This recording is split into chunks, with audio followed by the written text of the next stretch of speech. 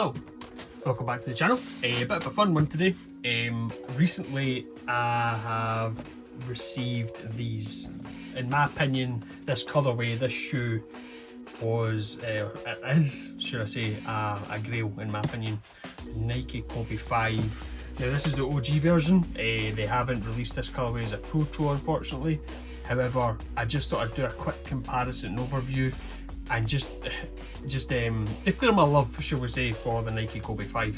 Before I get to that, the reason this is all kind of came about was I'm currently filming these videos in my loft, and space is a little bit of an issue.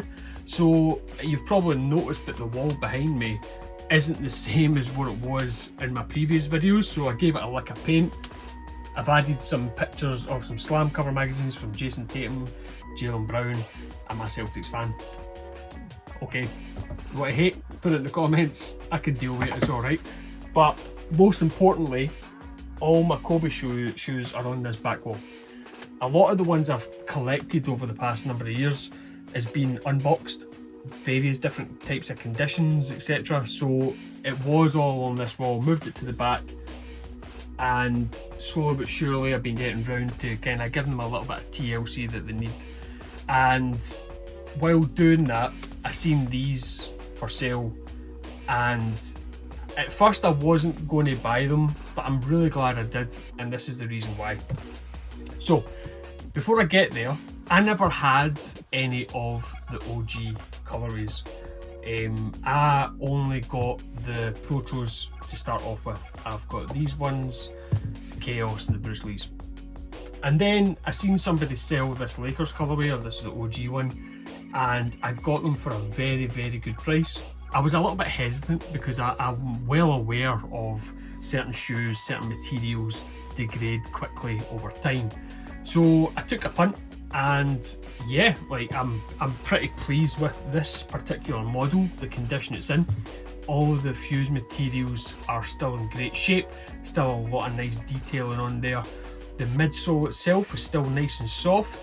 The outsole itself is still in great shape, still grips well, still nice and soft to touch the rubber, because you'll see in this one shortly the difference. But again, just how this feels on foot is great. So this was a EVA injected midsole, had a zoom air unit in the heel, zoom air unit in the forefoot, and again still in great shape.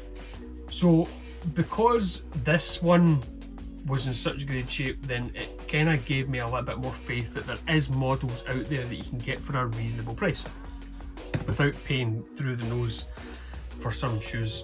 So time we went past, obviously these don't come around very often, but I'd always been on the hunt for these, the Dark Knights or the Batmans.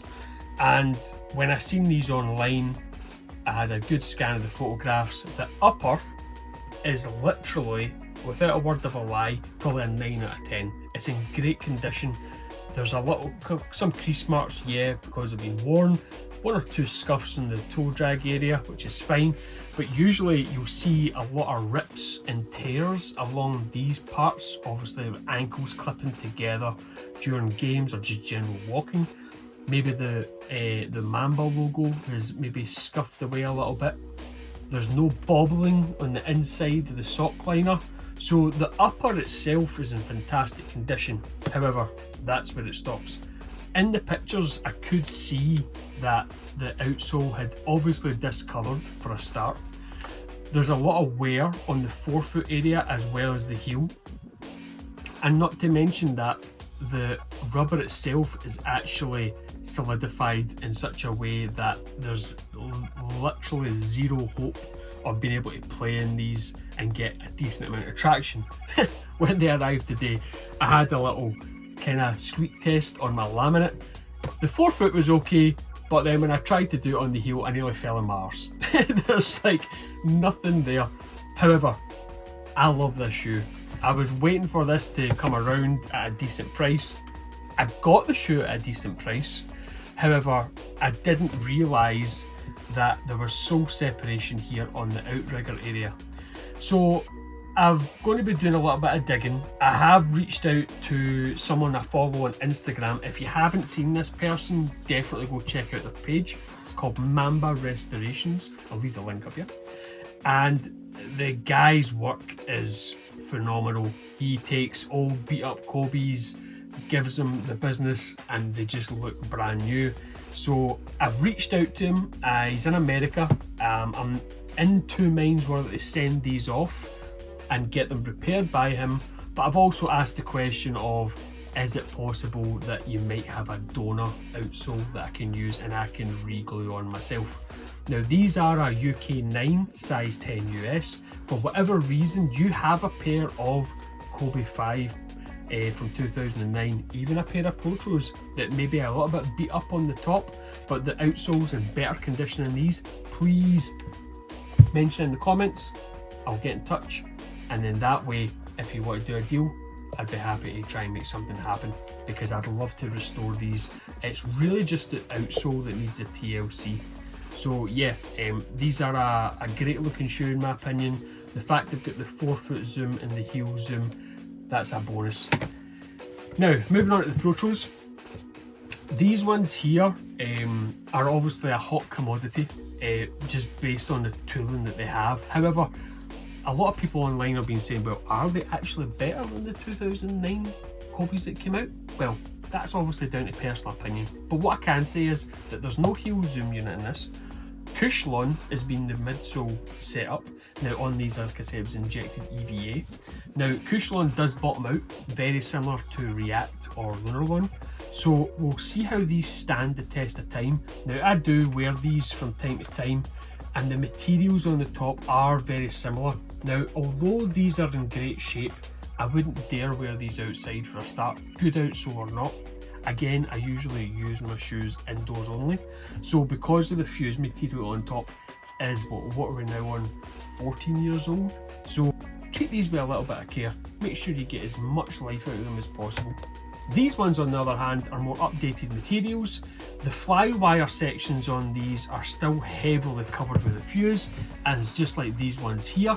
However, because these have got the crease marks, not on this one, but the other one, there is a very small split on the upper. So again, I wouldn't be doing anything crazy in these. However, because the outsole, perfect example, the outsole on these is icy blue. This was icy blue, and look at it now with the UV getting it over time, being used outdoors and such. Again, I'm using these indoors only. There's ever so slight dust marks, so we'll see how these stand the test of time. This is one of the main issues with obviously collecting shoes. Your shoes are obviously going to age, they're going to degrade, and there's nothing we can really do about it. Again, wear your shoes. Indoors, outdoors, your choice. But if you just leave them in a box, hoping you're going to make some sort of money on them, okay, fair enough, you might. But at the end of the day, you want to get enjoyment out of it. I love Kobe shoes. I have a wealth of Kobe shoes here, and it's been something I've been trying to seek out whenever I can. Whenever I buy a basketball shoe, I'm always comparing it to a Kobe. That's a simple fact. And I know a lot of people out there, including viewers yourselves, you might be doing the same thing. You obviously find a shoe you really like, and you'll probably compare that to that. Some of the best training sessions I've ever had have been in a Kobe shoe. Whether it be a 4, 5, 8, 9, 10, 11. You know, any shoe that I buy basketball wise, I'm always comparing it. Is it like a Kobe? If it's not, I'll probably not buy it. Simple as that. I'm not going to waste my money on shoes and keep them in a box and keep them nice and pristine. I try and wear them, and I really do not mind buying used shoes at all. It's even more so if it's a shoe like this. There is shoes out there in great condition. People have looked after them to a certain degree, and if they want to get their money back on them, they'll get it. But if they've kicked the arse out of it, come back to what I said in a previous video, nah man, ain't happening. So that begs the next question. Do I prefer the original Kobe 5 or do I prefer the Protro? To be honest, it's a tough one. You can feel the differences when wearing on feet. This one, the Protro, feels a little bit more cushioned, and that'll probably be down to the Cushlon. However, having the heel zoom unit is definitely a benefit. but the materials on this one feel a lot thinner. This one feels a little bit more stiff. So there is benefits to be had on each of the models. I'm just glad that they're re-releasing these shoes, because this is the standard for a lot of basketball players. There's a reason why Devin Booker, DeMar DeRozan, to name a few, are wearing these shoes consistently, and they're bringing out all the PEs. It's a hot commodity, especially in basketball, and especially within the NBA and all the professional players, never mind around the world. So if you can get a hold of these shoes, you know, it's a part of history, and it's something to be celebrated. Kobe's obviously no longer with us, but I mean, this guy's legacy is going to live on forever. Simple as that. And if we don't look after these shoes, then that's a problem, because this is a very, very important piece of history, especially in the basketball community. So if you've got them, dig them out, give them a clean up, wear them. And if you do have them and you don't want to wear them, sell them. Let somebody else get the enjoyment out of them, because at the end of the day, that's what it's all about. Not sticking them in a box and keeping them up aloft, hoping you can get money out of it. Anyway, thanks so much for watching. I really appreciate all the subscribers. If you like this video, hit the like button, and if you've not subscribed already, please subscribe. Until the next time,